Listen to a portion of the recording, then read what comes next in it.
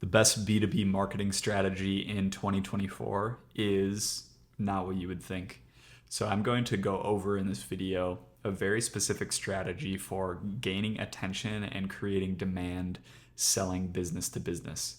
Now, if you are a company that sells very low ticket, or if you're kind of working in that low ticket world, the online space, this probably isn't for you. Instead, this is kind of targeted more towards selling larger contracts or selling to larger companies.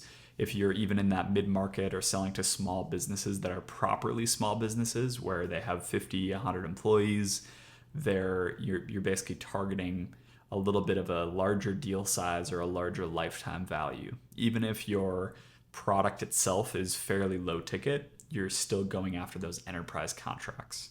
All right, so with that said, let's dive into the best B2B marketing strategy for that specific bucket of companies or type of companies.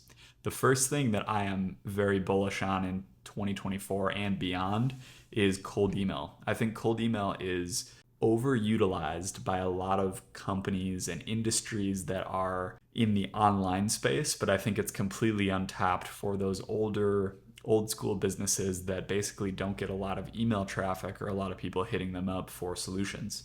So if you have a unique solution that you're selling to someone in a specific market that is kind of forgotten about, it's a great opportunity to kind of get your foot in the door in a lot of those industries. So good examples of these are like defense, HR, if you're selling to HR titles, other technology companies that are a little bit under the radar. They're not those like well-known massive Fortune 500 companies, and you're selling more to the mid-market. Those are great opportunities to get your foot in the door with your solution. Another thing to keep in mind is that a lot of CEOs are constantly getting emailed, but some of those executives or C-suite level might not be getting hit up as much for your potential solution. Competitors might not be trying to get their foot in the door with the C-suite before they get up to the CEO or the founder or a board of directors.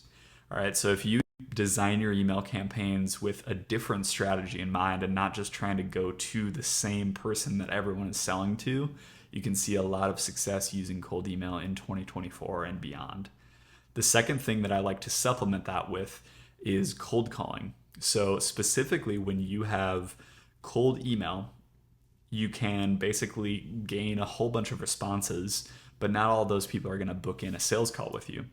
What you can do is every lead who is interested via cold email, you can automatically scrape their phone number, send it to an assistant or send it to a sales rep, and then have that sales rep automatically cold call them as soon as they raise their hand over email.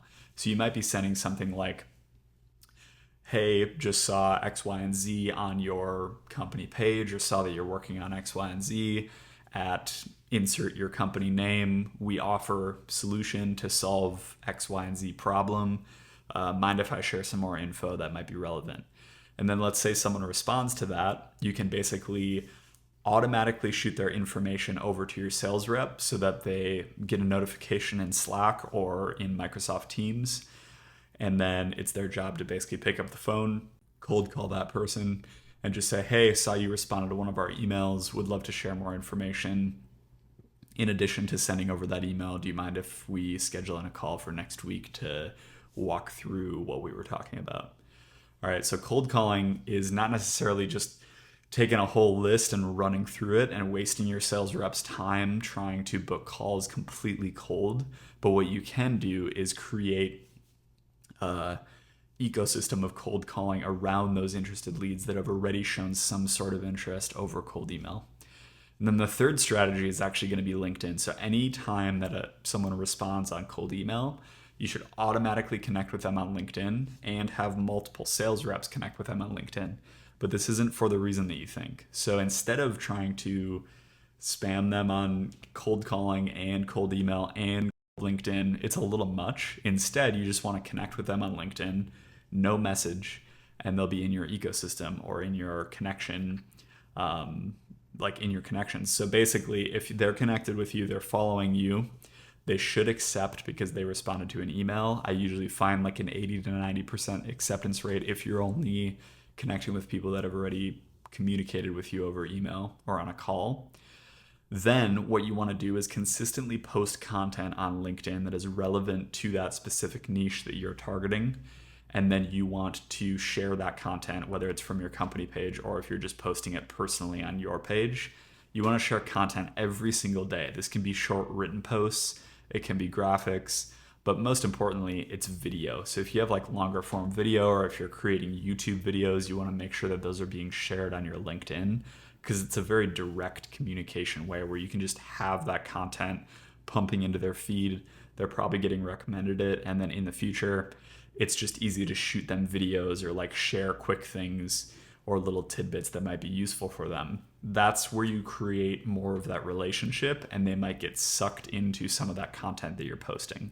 So if you're doing that, in addition to having a sales rep call them every once in a while trying to follow up, and you've cold emailed them, it's much more likely to create a positive effect around your brand and around your company, rather than just being another person in their inbox that doesn't really stand out. So just to review, it's nothing crazy. It's cold email, cold calling, and LinkedIn content.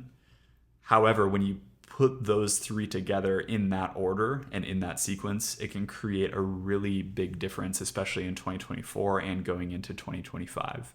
So again, if you're selling larger contracts, if you're in enterprise technology and you're selling either software, some sort of tech, or some sort of service around that technology, this is going to be perfect for you to land more business, close bigger deals, and just improve your entire sales and marketing process in 2024 going into next year in 2025. Hope that helps.